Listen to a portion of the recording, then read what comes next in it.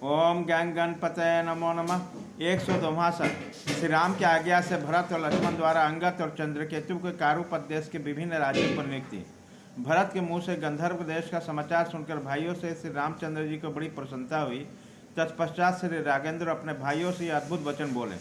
सुमित्रा नंदन, तुम्हारे ये दोनों कुमार अंगद और चंद्रकेतु धर्म के ज्ञाता हैं। इन्हें राज्य की रक्षा के लिए उपयुक्त दृढ़ता पराक्रम है, अतः मैं इनका भी राज्याभिषेक करूंगा।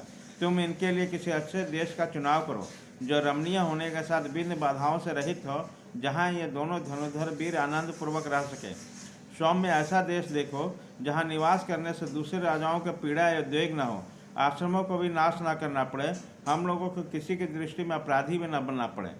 श्री रामचंद्र जी के ऐसा कहने पर भरत ने उत्तर दिया, आर यह कारूपथ नामक का देश बड़ा सुंदर है, वहाँ किसी प्रकार का रोग व्याधि का भय नहीं है। वहाँ महात्मा अंगद के लिए नई राजधानी बसाया जाए तथा चंद्रकेतु या चंद्रकांत के रहने के लिए चंद्रकांत नाम का नगर का निर्माण कराया जाए, जो सुंदर और आरोग्यवर्धक हो।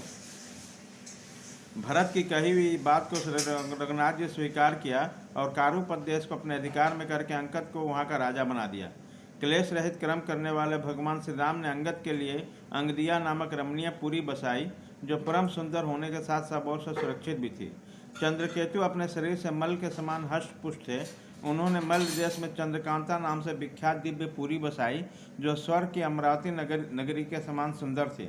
इससे श्री राम और लक्ष्मण और भरत तीनों को बड़ी प्रसन्नता हुई। उन सभी रणदुर्जय वीरों ने स्वयं उन राजकुमारों का अभिषेक किया। एकाग्रचित तथा सावधान रहने वाले उन दोनों कुमारों का अभिषेक करके अंगद को पश्चिम तथा चंद्रकेतु को उत्तर दिशा में भेजा गया। अंगद के साथ तो स्वयं सुमित्रा कुमार लक्ष्मण गए तथा चंद्रकेतु के सहायक या पार्षद तक भरत जी गए। लक्ष्मण अंगद दिया में पुरी में 1 वर्ष तक रहे और उसका दुर्दश पुत्र अंगद जब दृढ़तापूर्वक राज्य संभालने लगे तब वह पुनः अयोध्या को लौट आए। इस प्रकार भरत भी चंद्रकांता नगरी में 1 वर्ष तक कुछ अधिक काल तक ठहरे रहे। चंद्रकेतु का राज जब दृढ़ हो गया तब वह पुनः अयोध्या में आकर श्री रामचंद्र जी के चरणों की सेवा में लगे। लक्ष्मण और भरत दोनों को श्री रामचंद्र जी के चरणों में अनन्य अनुराग था। दोनों अत्यंत धर्मात्मा थे। श्री राम जी के सेवा में रहते उन्हें बहुत समय व्यतीत हो गया, परंतु स्नेहाधिक के कारण उसको कुछ भी ज्ञात नहीं हुआ। यह तीनों भाई प्रवासियों के कार्य में सदा संलग्न रहते और धर्म पालन के लिए प्रयत्नशील रहा करते। इस प्रकार उन्हें 10,000 वर्ष बीत गए। धर्म साधन के स्थानभूत अयोध्यापुरी में वैभव संपन्न होकर तीनों भाई यथा समय घूम फिर कर प्रजा की देखभाल करते रहे। उनके सारे मनोरथ पूर्ण हो गए तथा वे महायोग में आहुति पाकर प्रज्वलित हुए दीप्त तेजस्वी गार्हपत्य अभिनय तथा दक्षिण नामक त्रिविद्य अग्नियों के समान प्रकाशित होते थे।